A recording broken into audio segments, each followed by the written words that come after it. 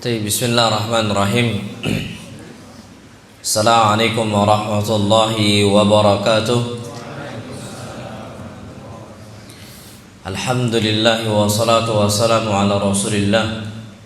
Hayakumullah wa bayyakum wa saddadanillah wa iyyakum ala al-khairi wal huda mahyina wa as'aluhu bimannihi wa karamihi ay yaj'alani wa iyyakum min ahli al-ilm wal qur'ani tadabbura wa fikha innahu ala kulli syai'in qadir wa bil ijabati jadir. Alhamdulillah kita bisa berkumpul ba'da subuh ini tujuannya untuk kita mempelajari agama Allah Subhanahu wa taala, dan insyaallah Subhanahu wa taala kita akan bahas sampai waktu syuruk. Dan di sini kita akan membahas sebuah tema adab mencari rezeki yang halal. Ya ayyuhal ikhwatul kiram, kita perlu tahu bahwasanya Allah Subhanahu wa taala itu zat yang maha baik. Dan mencari rezeki, mencari maisha untuk nafkah kita kepada keluarga hukumnya apa? Wajib. Disebutkan dalam sebuah hadis, tapi hadis ini hadis yang dhaif. Tapi maknanya makna sahih. Talabul halali faridatun ba'dal faridah. Mencari yang halal, mencari rezeki yang halal adalah kewajiban setelah kewajiban. Maksudnya apa? Ini kita kerjakan setelah kita tuntaskan nama ibadah kita kepada Allah Azza wa Jalla. Salat 5 waktunya dan sebagainya. Kalau kita sudah melaksanakan sholat subuhnya, kita sudah melaksanakan kewajiban-kewajiban yang lainnya, keluar kita untuk mencari apa? Maisha, untuk bekerja, untuk mencari rezeki yang halal. Hukumnya wajib, wajib. Dan bahkan orang-orang yang tidak mencari rezeki yang halal untuk dijadikan sebagai nafkah, maka hukumnya adalah dosa. Ini sebagaimana hadis Nabi kita Muhammad SAW, beliau mengatakan, kafa bil mar'i ithman an yudayya fi man yaqut. Cukuplah seseorang itu dikatakan pendosa ketika dia menyia-nyiakan orang yang menjadi tanggung jawabnya. Ketika seseorang ternyata tidak memperhatikan nafkah kepada istrinya, kepada anak-anaknya, maka hukumnya haram dan dia berdosa.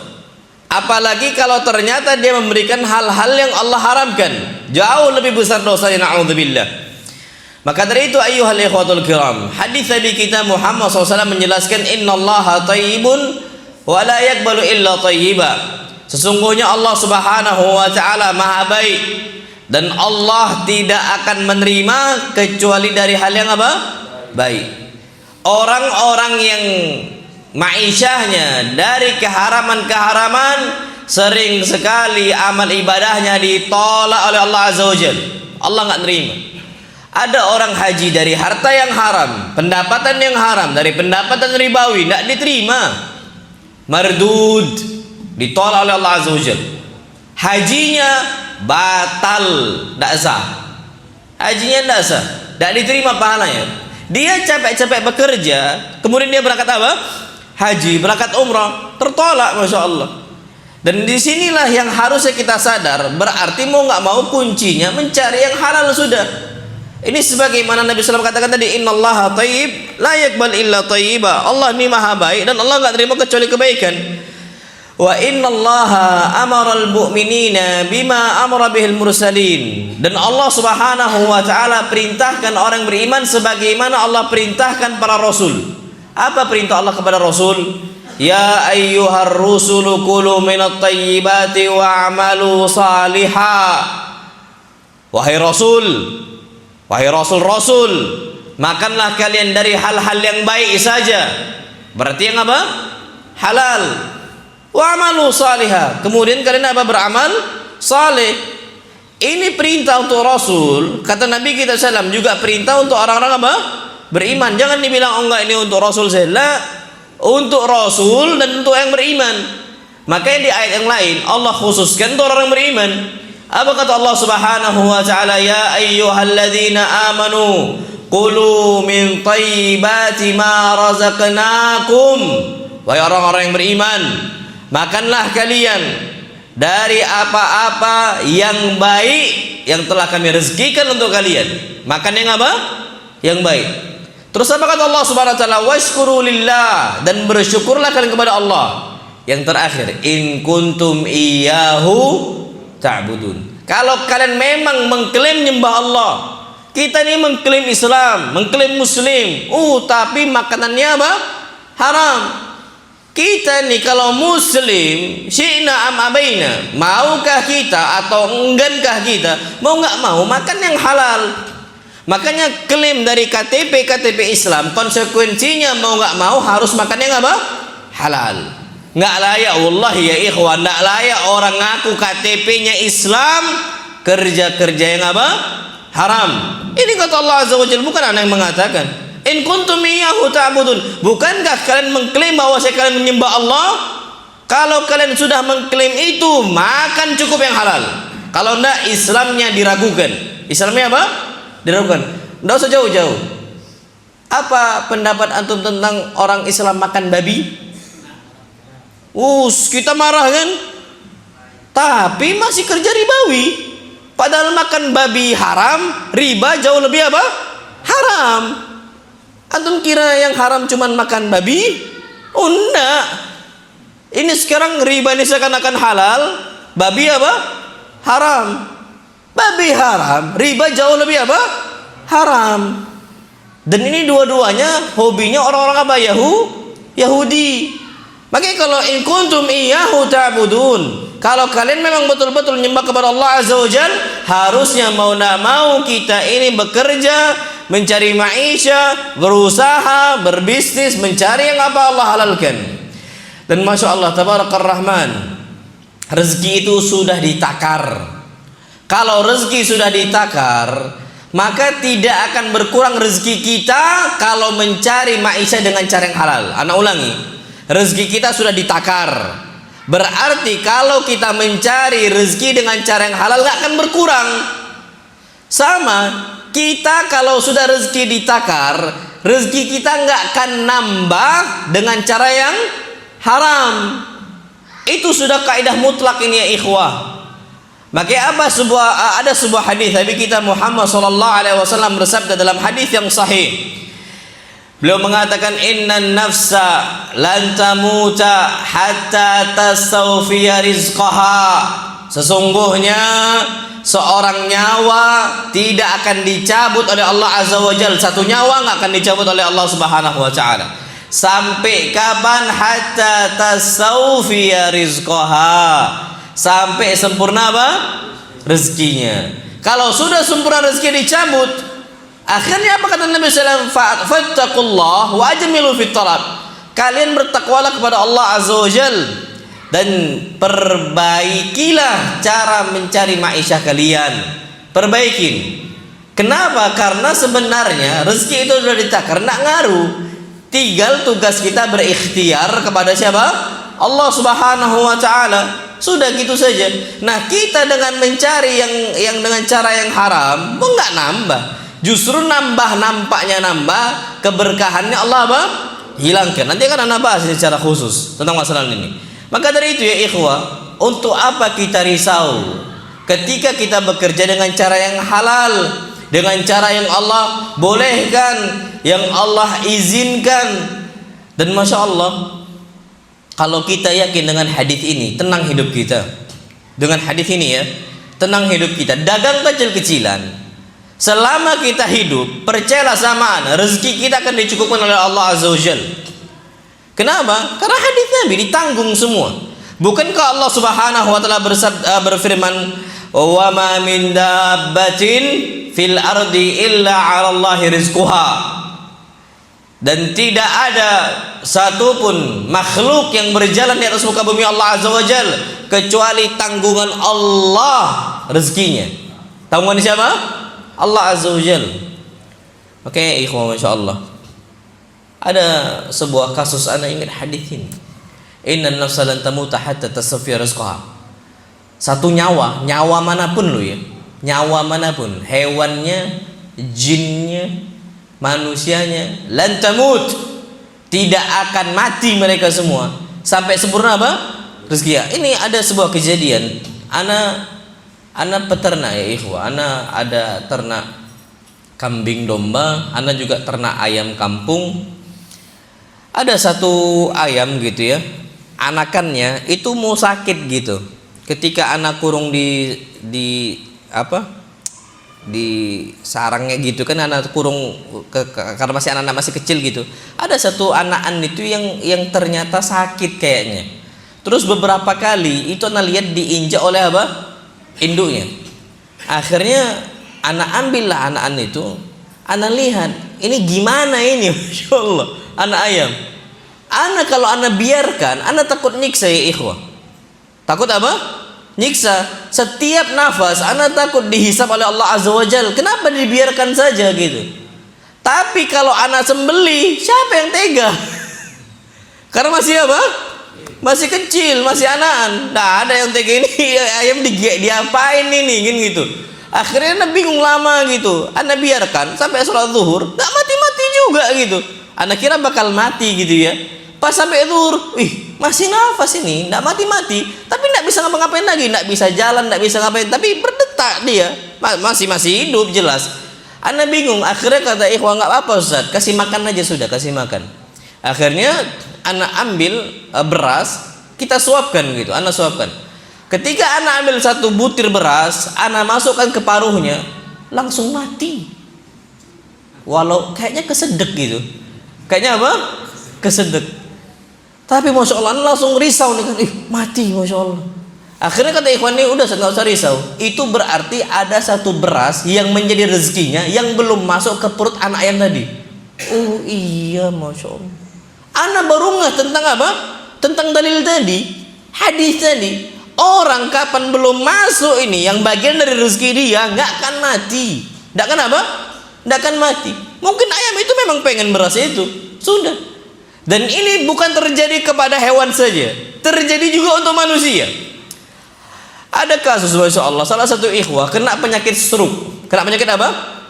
Stroke. Dengan waktu yang panjang sekali, tidak meninggal.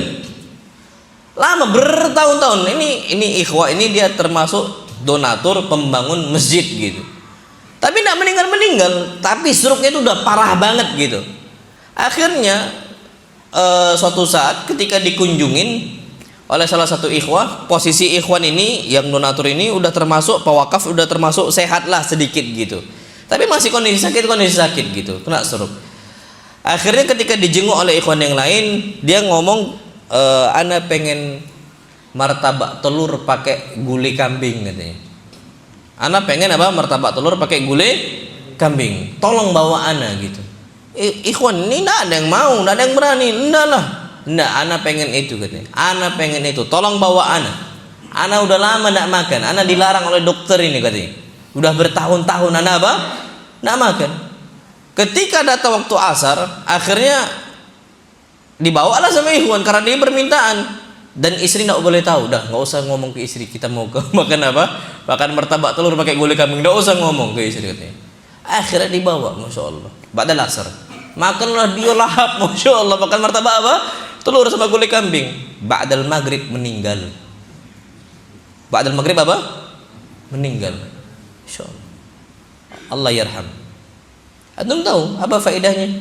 Berarti ada rezeki yang menjadi kecintaan dia yang belum masuk ke mana? Perutnya. Kalau sudah masuk, meninggal sudah. Apa baru apa? Meninggal. Di sini berarti ya ikhwah, sudah kita yang penting ikhtiar saja. Rezeki ini datang dari siapa? Allah Subhanahu wa taala. Fa ajmilu fit talab. Maka tugas kita memperbaiki bagaimana kita mencari maisha. Dengan kondisi naam sulitnya kita saat ini, kita harus yakin-yakinnya ya ikhwah, ini masalah bukan untuk diri kita doang, masalah ekonomi loh ya, masalah rezeki bukan cuman untuk orang per orang, semua lapisan masyarakat, orang kayanya, orang miskinnya merasakan hal yang sama. Orang kayanya mikir gimana gaji karyawan, karyawannya mikir penghasilannya nggak apa, ala kadarnya. Semua berpikir ya ikhwah, jangan dikira orang kaya enak-enak aja, enggak. Semua terpikir di sini ya ikhwah. Mau dia ustadznya, mau dia dai-nya, apalagi ustadznya sama. Jangan dikira ustadznya enak-enakan, enggak. Dia ada pondok, mikirin santrinya gimana bisa makan. Belum lagi wali santri kalau mikirin SPP-nya minta dia apa? Korting. Dan ustadz tak bisa nolak itu. Ana yakin ustadz tak bisa nolak. Ada orang minta di korting SPP-nya, tak bisa nolak ustadz itu. Karena mereka sadar untuk apa? Saling membantu. Sulit untuk ditolak. Sudah dikurangin lagi.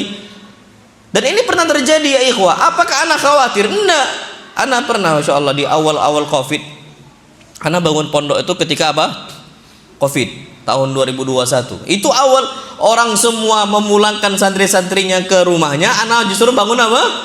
Pondok gitu. Karena mereka mengatakan, Ustaz, anak susah Ustaz, ini anak-anak kami ini belajar pakai Zoom, ini susah tidak nyambung dan sebagainya. Susah bagi mereka belajar nahu pakai Zoom, apalagi ada sistem pondok ngajarin orang tuanya ngajarin anaknya. Tambah susah lagi gitu, tambah apa? Tambah ruwet, tambah ribet. Akhirnya mereka bilang, Ustaz tolonglah bangun pondok, kami ingin anak kami ini apa? Belajar dengan serius dan seterusnya. Akhirnya udah anak punya inisiatif, ini kayaknya ini anak harus bangun pondok. Anda tahu Masya Allah, ketika dibuka semuanya minta keringanan. Semua minta apa? Keringanan. Akhirnya anak jadikan pondok itu majan balas, gratis sudah. Anak santri pertama, angkatan pertama semua gratis. Zaman Covid lo ya. Zaman apa? Covid. Terus dari mana anak minta kepada Allah Azza wa Jal. Tugas anak cuma minta kepada Allah Azza wa Jal. Allah ringankan sudah. Ternyata banyak ikhwah-ikhwah yang perhatian, yang memasukkan badannya, Ustaz anak bantu berasnya, Ustaz anak bantu lauknya, Ustaz kada wa kada. Sampai detik ini alhamdulillah enggak pernah kekurangan. Paling 50% lebih santri kami itu ternyata apa? Di korting, di diskon. Sampai sekarang detik ini kalau antum buka ini misalnya pembukuan pembayaran santri, masih ada yang bayar tiap bulan 250.000, 300.000, 350.000. Ini uang makan tok gitu loh ya. Belum yang lain-lainnya. Ternyata ana dengan prinsip seperti ini ya ikhwan. Kenapa ana sampaikan? Antum jangan kira Ustaz mah enak, anda. Sama kita ini, tugas kita minta kepada siapa? Allah Azza wa Jal. Kepada Allah Subhanahu wa taala. Dan terakhir, ana sampai detik ini pernah kejadian. Ini cuma sekali aja. Ana waktu itu lagi liburan, karena kami pondok lagi libur akhir tahun ajaran. Ana waktu itu lagi di Lampung. Tiba-tiba ana ditelepon oleh apa? Oleh salah satu ustadz yang dia termasuk ngurus bagian dapur. Ustadz, ini beras kita habis ini Ustadz. Ini kalau seandainya beras kita ndak ada, kayaknya santri bakal masuk nanti, ini bakal kekurangan kita ini semua, kata ustadz tersebut. Gimana Ustaz solusinya? Ini sedangkan mereka ini kalau disuruh dipaksa untuk bayar tambahan, kayaknya nggak akan bisa mereka semua. Akhirnya anak pun bingung. Anak katakan kepada Ustaz tadi, Ustaz, berarti tugas kita minta ke Allah.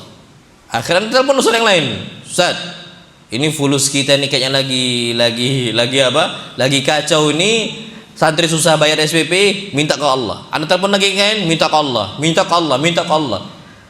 Nggak lama setelah itu dia, Masya Allah, mungkin besoknya, nggak lama setelah itu, tiba-tiba ada ikhwah datang, nelpon ke ana, Ustaz, ana mau ngasih banyak karung beras, ada nggak orang di pondok? Masya Allah, tadi yang dibahas kekurangan apa? Beras. Ternyata ada orang yang ana nggak nelpon siapa-siapa, ana cuman hubungin siapa? Allah Azza wa Jalla. Ana nggak hubungin ikhwan-ikhwanin, ana hubungin siapa pertama? Allah Azza wa Jalla. Habis sudah, ana masih ada tugas di luar, masih ada di Lampung dan sebagainya. Tiba-tiba ikhwan ini nelpon, ana mau kasih banyak karung beras Ustaz. Muslimin juga Masya Allah.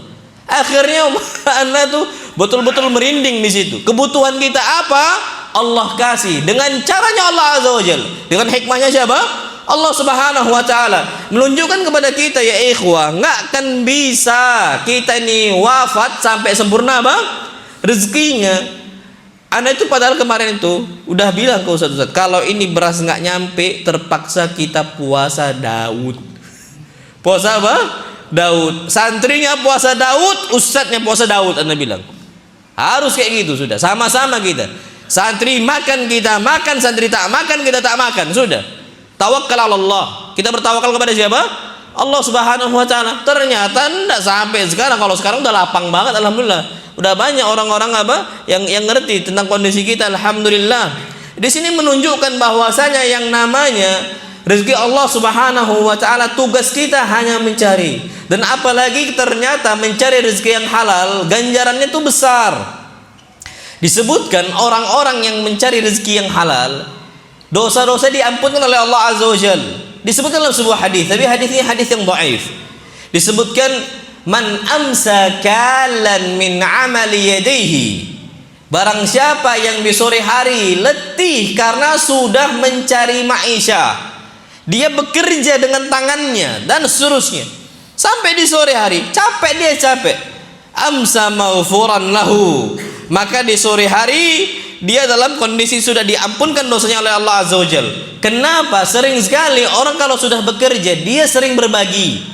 Dia nafkahin untuk keluarganya, dia ngasih untuk fakir miskinnya, dia bersedekah, dia taruh kotak infak di masjid. Ini semua mendoakan, keluarganya mendoakan, orang miskinnya mendoakan. Kita letakkan di masjid, ternyata yang doakan kita siapa? Malaikat. Semua mendoakan kita, memintakan ampunan untuk kita. Wajar dosa-dosa kita dihapuskan oleh siapa?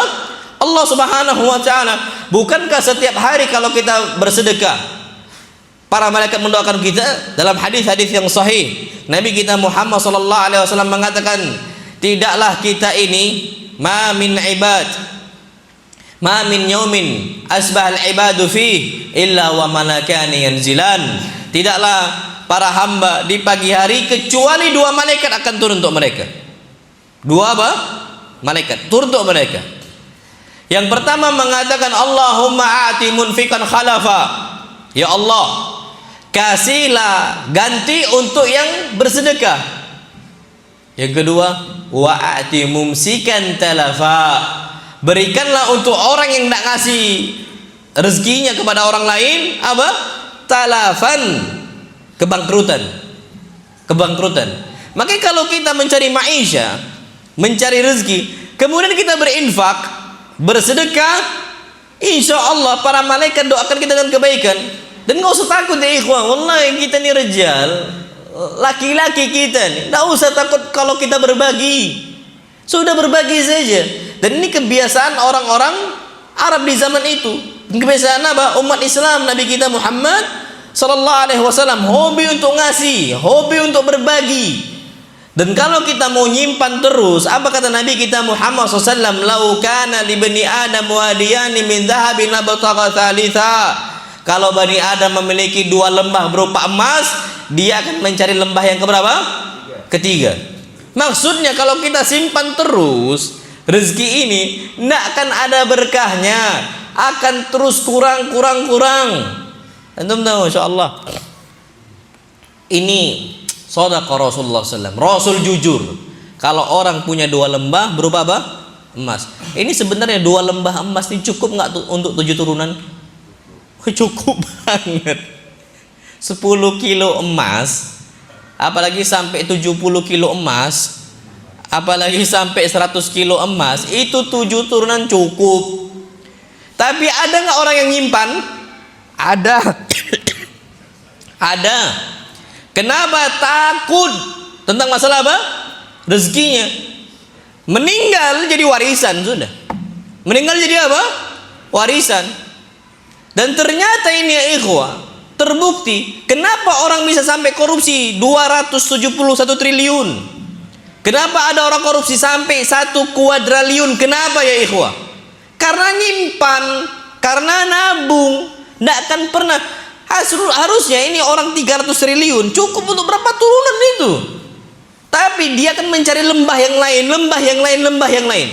Tapi kalau konsep kita berbagi ya ikhwah, kecil pun kita, yang Allah lihat bukan nominalnya, yang Allah lihat itu usahanya. 10.000 yang dikeluarkan 5.000 berarti setengahnya kan? Itu besar banget dari Allah Azza wa Jalla. Dibandingkan orang 100.000 tapi dari hartanya 1 juta yang dikeluarkan itu tidak banyak, 10 aja. Ini setengahnya dikeluarkan, masya Allah. Menunjukkan yang Allah lihat ini usaha kita. Kalau memang bisanya seperti itu, seberapapun nominal kita tetap memberi, itu ganjaran yang besar dari Allah Azza wa Jalla. Dan konsep Islam ya ikhwah, kalau kita mau memperbanyak rezeki kita yang halal, dapat rezeki, kasih untuk orang. Seberapapun, sekecil apapun, tidak apa-apa, kasih untuk orang. Konsep Islam itu bukan menabung pangkal kaya, memberi pangkal kaya. Anak ulangi, konsep Islam bukan menabung pangkal kaya, tapi memberi pangkal kaya. Antum kalau mau mendapati kasus seperti ini, antum lihat para donatur, para pewakaf. Semisal dia punya tijarah, punya usaha, punya bisnis berupa emasnya, dia bangun masjid sana, bangun masjid sini, bangun masjid sana. Masjidnya yang bukannya kecil-kecil, yang gede-gede gitu loh. Ini ternyata rezekinya makin banyak, makin banyak. Ana jumpa beberapa ikhwah, ini dia pewakaf besar gitu loh ya. Hartanya tidak pernah habis, justru apa? Bertambah aja. Makanya dalam Islam, lihat konsep Nabi kita Muhammad SAW. Kenapa umat Islam zaman dahulu ini gak dihitung ekonominya? Anak ulangi, umat Islam zaman dahulu ekonominya gak terhitung. Para sahabat ini bukan orang yang diperhitungkan. Iyalah, asalnya dari padang pasir yang tandus, dari Mekah, kemudian pindah ke kota apa? Madinah. Pimpinannya nggak bisa baca, nggak bisa nulis, nggak bisa berhitung, nggak bisa bahasa asing. Coba presiden kita kayak gitu. Coba perhatikan, presiden kita nggak bisa baca, nggak bisa nulis, nggak bisa hitung, dibully nggak? Anak tanya, dibully nggak? Dibully. Apalagi nggak bisa bahasa asing. Nabi SAW nggak bisa baca, nggak bisa nulis, nggak bisa berhitung, dan juga nggak bisa bahasa apa? Asing. Nggak ada jadi hitungan Nabi SAW dan para sahabatnya. Tapi kenapa rezeki semakin Allah luaskan, semakin Allah lapangkan? Sebabnya ketika mereka saling perhatian dengan sesamanya, saling berbagi. Nabi kita Muhammad SAW, Allah yang akan kayakan dari jalan nggak disangka-sangka. Sekarang Masya Allah, antum lihat nih, Hijaz, Mekah dan Madinah, di Saudi secara umumnya, Timur Tengahnya, antum buka aja negara-negara terkaya di dunia, muncul Timur Tengah semuanya yang perhatian dengan agama Allah Azza wa Jal, yang hobinya berbagi. Bahkan di Indonesia ini betapa banyak masjid-masjid yang dibangun sebabnya harta mereka. Orang-orang di Timur Tengah, antum cek aja masjid-masjid di Indonesia dibangun oleh mereka semua. Mereka mencari ini untuk berbagi-berbagi, karena mereka yakin dengan cara itu harta mereka semakin apa? Dilipat gandakan oleh Allah Subhanahu wa taala. Cek aja, keluar muncul negara Qatar, keluar negara apa? Emirat, Bahrain, Saudi, kemudian apa? Omannya. Ini negara-negara kaya semua ya ikhwah. Tidak usah jauh-jauh, negara jiran aja lah, negara jiran yang hobi untuk berbagi. Brunei, Darussalam. Ini bahkan kuliah-kuliah itu dijadikan sebagai kuliah yang beasiswa, full apa? Beasiswa. Ini mereka berbagi, ternyata bukan Allah sempitkan rezekinya, makin apa Allah tambahkan. Berarti menunjukkan kepada kita ya ikhwah, kalau ternyata kita mencari rezeki yang halal, maka dosa-dosa kita insya Allah akan diampunkan oleh Allah Azza wa Jalla, karena kita pasti saling apa? Berbagi. Nggak usah jauh-jauh, antum coba aja cek, kasih duit nih 10.000 untuk orang fakir miskin. Apa kata dia? Semoga dosanya diampunkan, semoga ditambah lagi apa? Rezekinya. Itu orang ucapan ini seandainya mereka mengucapkan dengan tulus. Orang-orang yang tidak mampu ini, Allah mustajabkan, Allah jadikan apa? Doanya diijabahi. Dan ternyata ada mereka orang-orang susah. Kata Nabi kita Muhammad SAW, inna min ibadillah lau aqsama 'ala Allahi la abarrahu. Ada dari hamba-hamba Allah Subhanahu wa taala, kalau dia berdoa kepada Allah sampai bersumpah atas nama Allah Azza wa Jalla dalam doanya, la abarrahu, pasti doa dia diijabahi, dikabulkan. Orang-orang miskin, fuqara wal masakin. Dan bahkan Nabi kita Muhammad sallallahu alaihi wasallam mengatakan dalam sebuah hadis yang sahih, innama tunsaruna bi du'afaikum. Kalian ini dikasih bantuan banyak oleh Allah sebabnya orang-orang lemah dari kalian. Berarti ya ikhwah, kita mendapatkan rezeki yang halal, berapapun dapatnya kasih walaupun sedikit. Dan dalam masalah bersedekah ini ikhwah, jangan sampai kita banyak-banyakan, tapi konsistennya, berkesinambungannya. Nak apa-apa sedikit, yang penting berkesinambungan, dibandingkan banyak tapi cuma sekali. Dapat hari ini rezeki berapa, kasih untuk orang. Hari ini berapa, kasih untuk orang. Hari ini berapa, kasih untuk orang. Setiap hari kita bersedekah, insya Allah Allah akan lapangkan. Itu yang pertama. Jadi ala kulli hal, orang yang mencari rezeki dengan cara yang halal, mudah-mudahan dosa diampunkan oleh siapa? Allah Subhanahu wa taala. Kemudian yang kedua ya ikhwah, orang yang mencari rezeki yang halal, kata para ulama, ini adalah sebaik-baik apa yang dia makan. Hasil dari apa? Usahanya. Hadis Nabi kita Muhammad sallallahu alaihi wasallam beliau mengatakan, ma akala ahadun ta'aman khairan qattu min an yakula min amali yadihi. Tidaklah seseorang tuh makan sebuah makanan yang terbaik kecuali dia makan makanan dari hasil tangannya. Berarti apa? Mencari maisha, berusaha nggak bisa malas-malasan kita ini. Wa inna nabiyallahi alaihi salam wa inna nabiyallah Daud alaihi salam yakul min amali yadihi. Dan sesungguhnya yang namanya Nabiullah Daud itu makan dari hasil apa? Tangannya. Zakaria disebutkan kana Zakaria nabiyyan najjara. Zakaria ini adalah seorang nabi yang tugasnya najjar, tukang kayu. Tukang apa? Kayu. Bahkan semua nabi itu insya Allah semuanya mereka itu adalah sebelum diutus jadi nabi sebagai pengembala apa? Kambing. Usaha semuanya. Dan bahkan kata Nabi SAW, ma min nabiyyin illa wa qad ra'al ghanama. Tidaklah ada seorang nabi kecuali mereka ini pasti telah mengembala apa? Kambing. Wallahu alam. Kenapa semua nabi mengembala kambing? Karena memang ada hikmahnya ya ikhwan. Wallahi saya. Orang yang bisa ngembala domba, yang bisa ngembala kambing gitu ya. Dan ini termasuk seluruh nabi, semua ngembala domba dan kambing. Ngembala kambing ini ya ikhwan, Masya Allah. Pertama itu adalah memang tugas yang mulia. Karena kita mencari maisha. Kemudian yang kedua, ternyata orang yang bisa sabar untuk ngembala kambing domba, merawat kambing domba, insya Allah bisa merawat umat. Percaya sama ana dulu, beda karakter ana sebelum ngembala kambing sama setelah ngembala kambing. Wallah beda. Dulu kita mungkin kesel atau apa dan sebagainya, tapi ana pelajari banyak karakter ana berubah sejak abang ngembala kambing. Nggak usah jauh-jauh ya ikhwah. Kalau kita telat ngasih makan kambing, ngembeknya itu Masya Allah keras banget. Dulu kita kalau dicerewetin kan kesel marah gitu kan. Anak pulang semisal baru jalan mau ke rumah, ngembek itu kambing, ngembek. Apalagi kalau kambingnya banyak, Masya Allah banyak yang cerewetin kita gitu kan. Akhirnya anak ambil rumput nih. Ketika anak ambil rumput yang sudah diarit, anak mau letakkan di tempat pakannya gitu, tambah keras embekannya. Semakin dekat kita sama mereka, semakin apa? Keras embekannya. Itu mungkin kita sakit hati awal-awalnya. Sakit apa? Hati. Dan bahkan anak pernah lihat istilahnya peternak kelinci yang dulunya dia peternak kambing. Dia nggak mau lagi ternak kambing. Kenapa? Sakit hati diembekin sama kambingnya. Ana lihat itu ya ikhwah, ana lihat karena dia kesel diembein sama apa? Kambingnya. Kalau telat makan diembein, telat makan diembein. Ana lihat dia seperti itu. Enggak tahan dia. Apa? Enggak tahan. Dan terbukti ana ngerasain itu. Ana ambil rumput, semakin dekat ana sama kambing, semakin apa? Dicerewetin. Cerewet banget kambing ini. Ini kalau kita bisa sabar ya ikhwah, ana yakin sama umat pun kita bisa sabar. Semarah-marahnya mereka. Apalagi sama istri. Cerewetnya istri nggak lebih cerewet dibandingkan cerewetnya kambing. Antum paham? Kambing dicerewetin kita tiap sore ya ikhwah, tiap sore. Tiap apa? Sore dicerewetin terus kita sama kambing ini.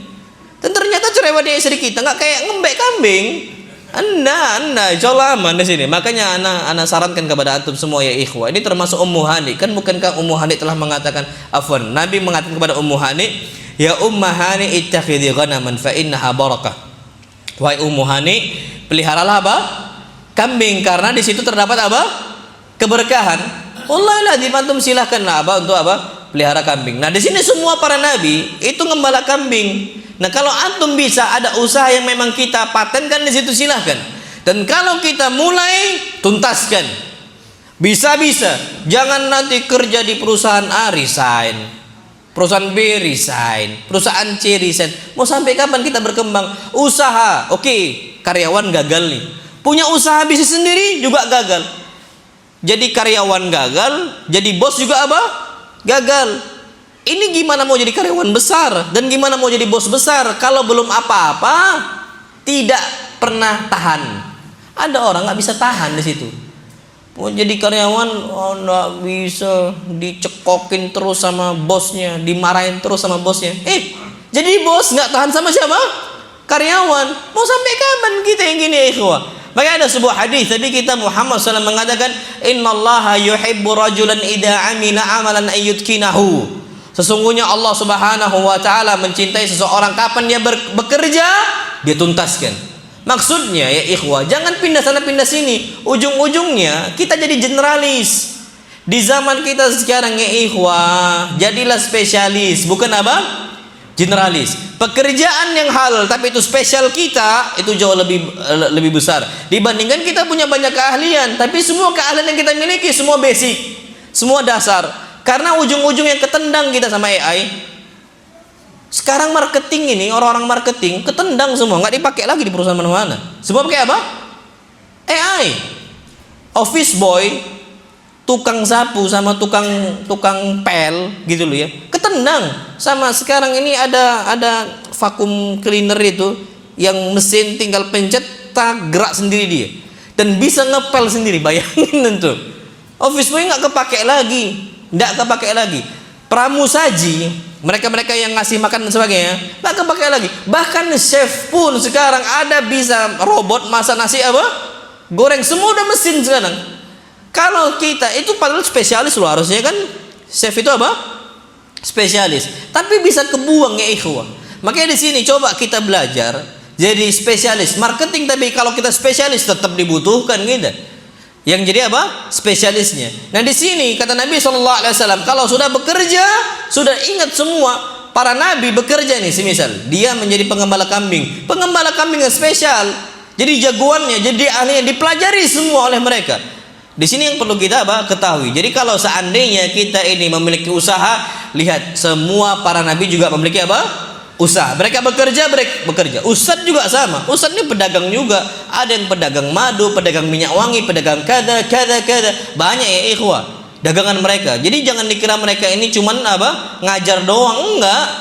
Enggak. Mereka tetap ngasih, mereka tetap memberi, mereka tetap memberi. Dan ternyata Allah Subhanahu wa taala mudahkan dengan caranya Allah Subhanahu wa taala. Kemudian yang ketiga, Masya Allah, keutamaan orang yang menafkahi keluarganya. Ada sebuah hadis Nabi kita Muhammad SAW mengatakan, kita nafkahi keluarga kita itu bisa mengalahkan nafkah kita untuk jihad, untuk orang miskin, untuk membantu budak dan seterusnya. Nabi SAW mengatakan, dinarun anfaqtahu fi sabilillah wa dinarun anfaqtahu fi raqabah wa dinarun anfaqtahu tasaddaqta bihi ala miskin wa dinarun anfaqtahu ala ahlik. Ada satu dinar yang engkau berikan untuk jalan Allah, ada satu dinar yang engkau keluarkan untuk membantu para budak, ada satu dinar yang engkau sedekahkan untuk orang miskin, ada satu dinar yang engkau berikan untuk keluarga engkau. Apa kata Nabi SAW? Maka yang falladhi anfaqtahu ala ahlik, maka dinar yang engkau keluarkan untuk keluarga engkau itu yang paling mulia, kata Nabi kita Muhammad SAW. Berarti kasih nafkah kepada keluarga pahala, bukan? Pahala. Tapi ingat, jangan sampai hadis ini disalahgunakan. Akhirnya, bang, daripada ngasih ke orang mending ngasih ke adik, pahalanya pasti lebih besar. Nah gitu. Ini yang dihitung hukumnya hukum nafkah. Yang kata Nabi SAW, dinarun anfaqtahu itu yang nafkah. Maksudnya apa? Nafkah keluarga yang wajib itu 3. Al-it'am, makanan. Kemudian yang kedua pakaian, al-kiswah. Yang ketiga maskan, tempat tinggal. Selebihnya kalau udah cukup, kasih untuk orang. Kasih untuk apa? Untuk orang. Maka Allah Subhanahu wa taala akan membantu kita. Wallahu kana fi auni al-'abd ma kana al-'abdu fi auni akhihi. Allah Subhanahu wa taala akan terus membantu hambanya selama hambanya membantu kawan-kawannya yang lain. Nah, ini pahala-pahala besar untuk orang-orang yang bekerja karena Karena Allah Azza wa Jalla, dan dia mencari yang halal. Nah sekarang yang dosa, dampaknya, dosanya besar banget gitu yang haram. Nggak usah jauh-jauh. Pertama, Masya Allah ya ikhwah, kita mencari rezeki yang dengan cara yang Allah haramkan lo ya. Kata Nabi kita Muhammad SAW, doanya nggak akan dikabulkan. Doanya apa? Nggak dikabulkan. Nabi SAW bercerita, disebutkan dalam hadisnya Umar bin Khattab, hadis yang sahih. Nabi SAW mengatakan, "Tsumma dzakara ar-rajula," kata Umar. Kemudian Nabi SAW menyebutkan tentang seorang Ash'ath aghbar. Dia ini orangnya rambutnya lusuh dan berdebu.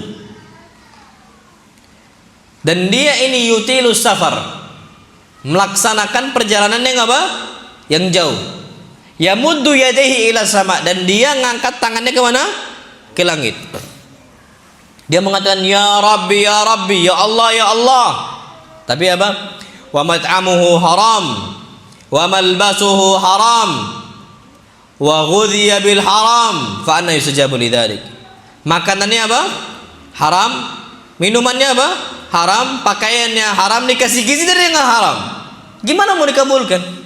Padahal ya ikhwah, orang yang sulit kondisinya dikabulkan doanya. Allah berfirman, amma yujibul muttar. Siapa lagi yang mau ngabulkan doa orang yang terdesak, sampai berdebu, sampai rambutnya acak-acakan, pasti dikabulkan doa ini orang. Yang kedua, orang safar, mustajab nggak doanya? Mustajab. Apalagi safarnya apa? Jauh sekali, pasti mustajab. Kenapa Nabi mengatakan salatu da'awatin mustajabatun la syakka fihin? Ada 3 doa yang pasti mustajab, nggak akan diragukan lagi akan keijabahannya. Salah satunya kata Nabi SAW, da'watul musafir, doa orang apa? Musafir. Kemudian yang ketiga, Nabi mengatakan yamuddu yadayhi ila sama, dia ngangkat tangannya ke mana? Ke langit. Orang ngangkat tangannya ke langit berdoa, mustajab nggak doanya? Mustajab. Nabi kita Muhammad SAW mengatakan, innallaha hayyun karimun yastahi idza rafa'al 'abdu yadayhi ila sama'i yaruddahuma sifra. Sesungguhnya Allah SWT Maha Pemalu dan juga Maha Dermawan. Perhatikan ikhwan, sifatnya Allah pemalu dan juga apa? Dermawan. Kenapa disebut oleh Nabi SAW 2 sifat ini? Orang ngasih itu dengan 2 kondisi. Ada orang ngasih karena memang bawaannya dermawan, paham? Diminta gak diminta pasti ngasih nih. Ada orang yang kedua ngasih karena malu. Dia pejabat besar, sifat bawaannya mungkin medit pelit, tapi ketika diminta di sampingnya ada orang-orang tamu dan sebagainya, dia diminta nggak ngasih, malu nggak dia? Malu, makanya dia ngasih gitu, ngerti nggak? Makanya dia ngasih. Nah Allah Azza wa Jalla sifatnya udahlah dermawan, yang kemudian yang kedua apa? Pemalu. Tanpa ada manusia manapun yang melihat nih hamba berdoa kepada Allah Azza wa Jalla, Allah malu nggak ngasih, paham? Innallaha hayyun karim, Allah nih pemalu dan Allah Maha Dermawan. Gimana Allah nggak ngasih? Apa kata Nabi SAW? Ya yastahi idza rafa'al 'abdu yadayhi ila sama. Allah tuh malu kalau ada seorang hamba yang ngangkat tangannya ke langit, dia mengatakan ya Rabbi ya Rabbi, ya Allah ya Allah, ayaruddahu masifra. Ternyata Allah nggak kasih apapun, Allah malu. Berarti harusnya mustajab nih doa orang ini. Ternyata apa? Dia nggak dikabulkan doanya sebabnya karena makanannya haram, minumannya haram, makanannya haram, pakaiannya haram, dan dikasih gizi berupa apa? Haraman. Makanya ikhwah, kalau kita bekerja yang haram, percaya sama anak, sulit doa kita dikabulkan. Dan dampak yang kedua, ternyata karakter anak kita akan berubah, karakter istri kita akan berubah ketika kita mencekokin mereka dari harta yang haram.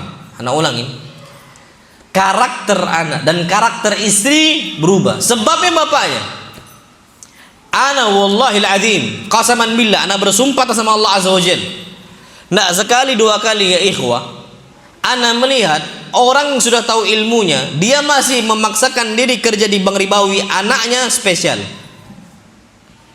anaknya jadi apa? Spesial. Bukan spesial yang anak inginkan, paham tuh? Anak afwan, anak sampai autis anaknya. Anak ulangi, Tidak sekali dua kali anak lihat ya ikhwah. Orang udah tahu tentang masalah haramnya apa? Riba. Dia masih kerja di riba, karakter anaknya Allah SWT rubahkan. Dan ternyata ada salah satu ikhwan, nanti anak saya sampaikan. Antum tahu ada sebuah ucapan ulama salaf. Ucapan ulama apa? Salaf. Dia mengatakan, inni la'asillah. Aku bermaksud kepada Allah Azza wa Jalla. Wa ara athara dzalika fi khuluqi dabbati wa khadimi wa mur'ati. Ternyata dampak buruknya aku lihat perubahan karakter hewan tunggangan saya. Kendaraannya itu berubah karakternya. Gampang mogokan. Siapa yang motornya mogok terus? Enggak soft touch dan insyaallah. Yang kedua, karakter pembantunya berubah. Susah untuk diatur, bebal. Yang ketiga, karakter istrinya berubah. Bisa selingkuh. Ya ikhwah, betapa banyak istri selingkuh suami yang kerja dengan cara yang haram. Riswah, suap menyuap. Istrinya apa? Selingkuh. Dan gak sayang lagi dengan suaminya. Ini wallah banyak. Dan akhirnya anaknya juga berubah karakternya. Dan ada salah satu ikhwan ini kepala cabang bank juga, anaknya autis. Dan anak bingung, Ustaz, gimana ini cara perubahannya katanya.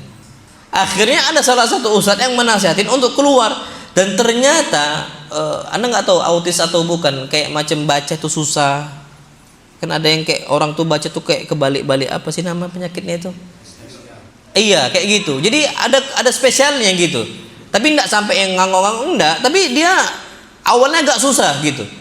Akhirnya ketika dia keluar dari dia lepaskan itu jabatannya jadi kepala cabang bank itu, ternyata sedikit demi sedikit Allah rubah karakternya jadi lebih baik, Masya Allah. Yang awalnya kayaknya sulit untuk berubah, ternyata Allah dengan caranya Allah Azza wa Jalla mampu untuk berubah anaknya menjadi lebih baik.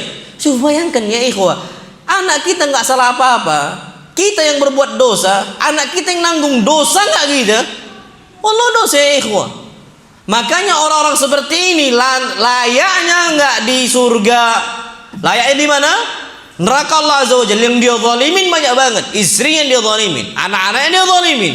Makanya Nabi SAW mengatakan, ma min nahmin nabata min suhtin an-naru aula bihi. Tidaklah ada satu daging nih yang tumbuh dengan cara yang haram. Sekerat daging kata Nabi SAW, sekerat daging. Berarti kalau timbangan kita naik 0,01 gram, kita kan timbangan sekarang kan bisa timbangan digital kan, naik timbangan badan kita 0,1 gram doang nih, gitu. Semisal contoh, atau 1 gram doang nih, sekerat daging dengan cara yang haram. Kata Nabi SAW, an-naru aula bihi. Dia layak masuk ke dalam apa? Api neraka. La yadkhulul jannah. Dia enggak akan masuk surganya Allah Azza wa Jalla. Betapa banyak orang-orang dia zalimin sebabnya karena seperti itu. Dan ternyata riswah ini memang betul-betul merusak ya ikhwah. Betul-betul apa? Merusak. Riba juga sama. Makanya Allah berfirman, yamhaqullahu riba wa yurbis shadaqat. Allah Subhanahu wa taala hilangkan keberkahan riba, dan Allah Subhanahu wa taala melipat gandakan apa? Sedekah-sedekah. Maksudnya apa ya ikhwah? Shadaqallah. Allah itu jujur. Shadaqallah. Allah itu jujur. Innallaha la yukhliful mi'ad. Wa man ahsanu minallahi qaula wa man ahsanu minallahi haditha. Siapa lagi yang ucapannya lebih jujur dibandingkan siapa? Allah Subhanahu wa taala.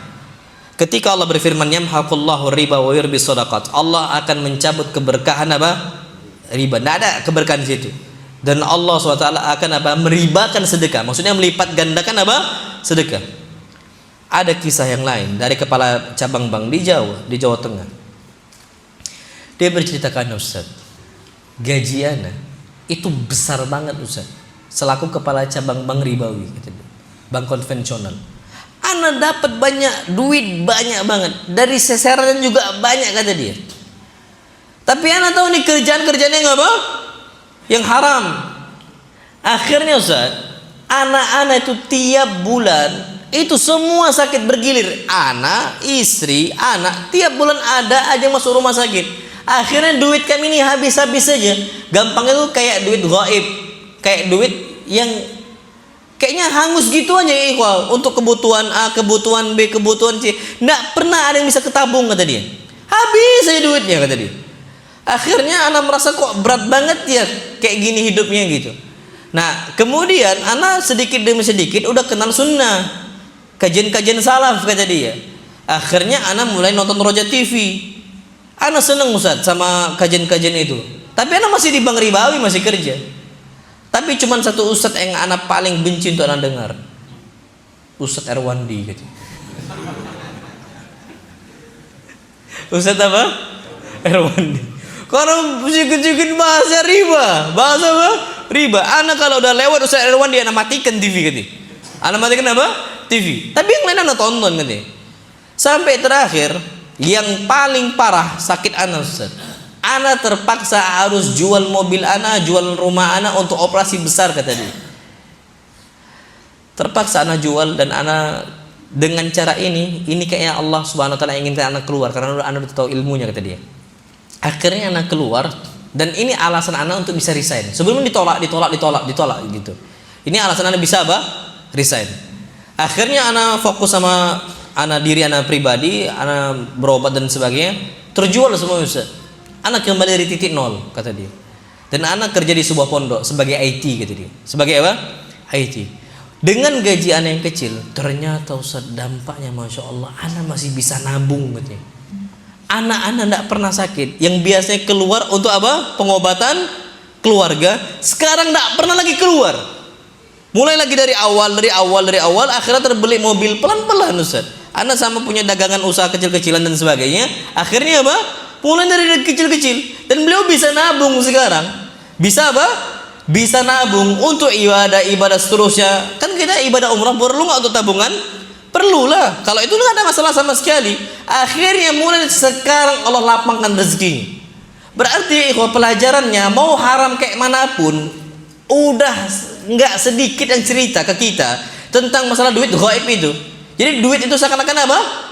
Hilang gitu aja, nggak tahu kemana, kebutuhannya terlalu besar gitu. Loh, Allah ngasih, mudah nggak Allah tarik balik? Mudah banget dengan caranya Allah Subhanahu wa taala. Nah, di sini yang perlu kita ketahui ya ikhwah, kalau kita mencari yang haram, pastikan duit kita nggak akan pernah berkah. Allah cabut keberkahan dan akhirnya duit itu gitu-gitu aja. Terakhir, kalau kita berdagang jujur.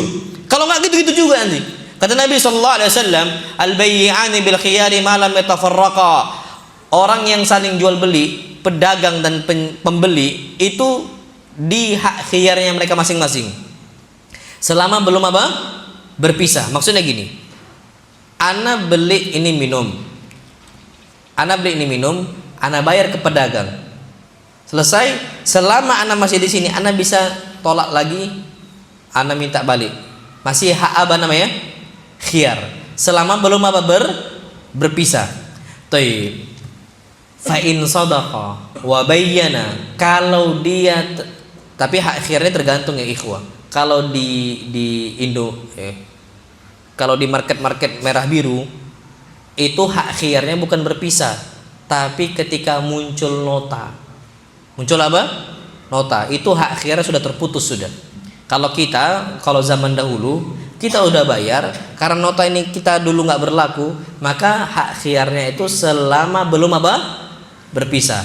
Taib. Fa in sadaqa wa bayyana, kalau dia jujur nih, pedagangnya dia jujur dan dia menjelaskan, maka apa kata Nabi SAW? Burika lahuma fi bai'ihima, diberkahi dagangan mereka berdua, jual belinya diberkahi. Tapi wa in kadzaba wa katama, kalau pedagangnya dia menyembunyikan keburukan dari dagangannya dia, wa kadzaba, atau pembelinya dia ini apa? Berdusta. Contohnya, anak nggak duit lagi, udah habis nih, duitnya cuma segini. Bohong dia. Ada nggak ibu-ibu yang gitu? Oh banyak, Masya Allah. Nggak ada duit lagi sudah. Ini duit yang paling kecil. Ini kan nggak hurto gitu loh. Ini dosa dia. Maka apa? Muhiqat barakatu bai'ihima. Maka akan apa? Dicabut keberkahan jual belinya. Berarti apa ya ikhwah? Jujur. Kita kalau nggak pernah jujur tentang barang, jual madu, oplosan. Campur apa? Campur air, bensin, oplosan. Banyak pom bensin tutup. Pengen dapat banyak nominal uang, dengan cara Allah tutup itu pom bensin. Makanya ada sebuah ucapan, man ta'ajjala syai'an qabla awanihi 'uqiba bihirmanihi. Orang yang tergesa-gesa mendapatkan suatu hal sebelum waktunya, Allah akan hukum dia dengan dicegat kebaikan tersebut dari dirinya. Berarti apa? Udah nyantai saja sudah. Yang penting kita jelaskan. Kalau enggak, udah hilang keberkahan itu.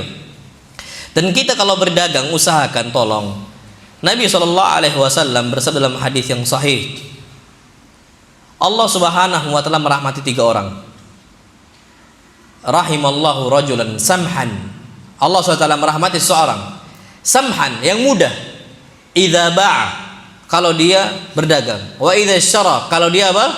Membeli. Yang terakhir apa? Wa idza qtada, kalau dia menagih hutang.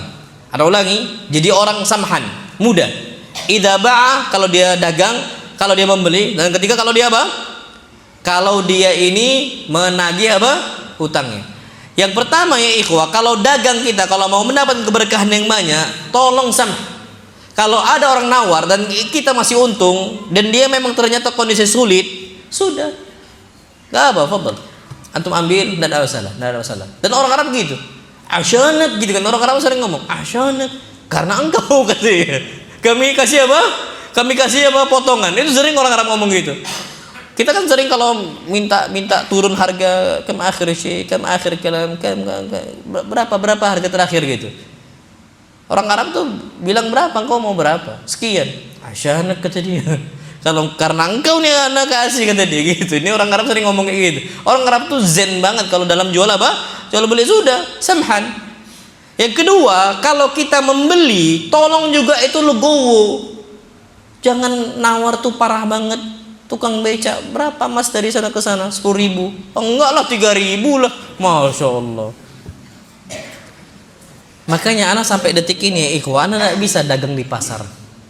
Dagang di pasar. Beli di mana?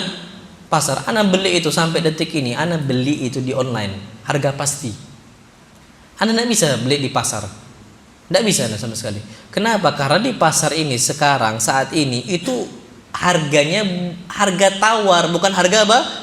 Pasti, bukan harga jelas. Jadi kalau kita nggak tawar susah. Dan ana dari dulu karena udah tahu hadis ini, ana nggak bisa nawar. Wallahi ya ikhwan, ana nggak bisa nawar. Nggak bisa. Ana malu kalau untuk apa? Untuk nawar. Yang jago nawar siapa? Ibu-ibu. Dari 10.000 ke 3.000. Berapa harganya? 100.000. Enggak lah, 40.000. Masya Allah, kita pun malu dengarnya. Masya Allah, apa? Malu dengarnya ini, tiar banget gitu loh. Nih jatuhin usaha orang kan, ya sakit hati lah orang digitukan ya ikhwah. Maka apa? Kalau kita mau berkah, yang apa yang kita beli, ya gampang banget. Oke, 40.000, nanti bentar lagi rusak dah itu. Bisa nggak bagi Allah Azza wa Jalla untuk menarik kembali barang belian kita? Bisa lah. Makanya apa? Tolong jadi samhan. Kemudian yang ketiga, wa idza qada, kalau dia nagih apa? Hutangnya Allah alam. Ini udah lebih dari suruk ini, udah nampak mataharinya. Tapi ini dapat Anda sampaikan ya ikhwan, mau tutup di sini bahwasanya kita ini harus memiliki kekuatan untuk mencari rezeki yang apa? Halal. Dan Anda ingatkan, tidak apa-apa sedikit. Yang penting apa? Berkah. Ada salah satu ikhwah ceritakan, Ustaz, Anda ini cemburu dengan mereka-mereka yang mungkin penghasilannya yang kita lihat ini mereka lah sedikit. Ini ikhwan di Jakarta ngomongkan kayak gini.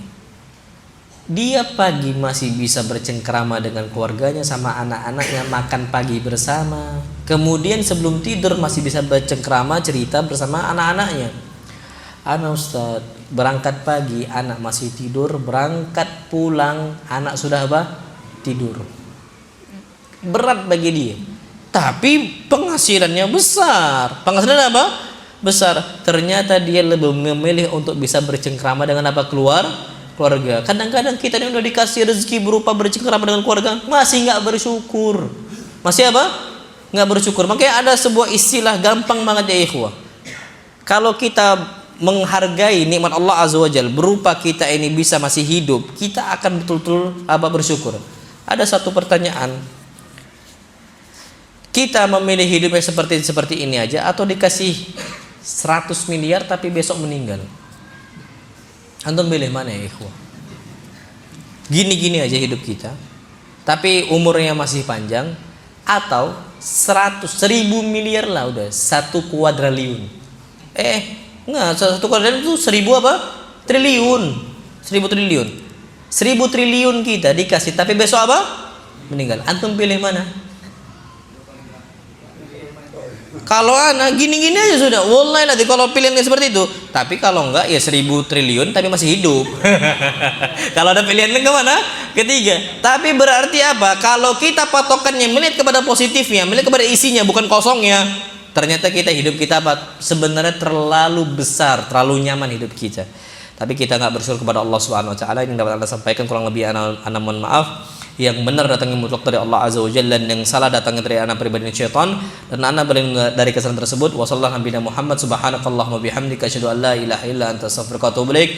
Assalamualaikum warahmatullahi wabarakatuh.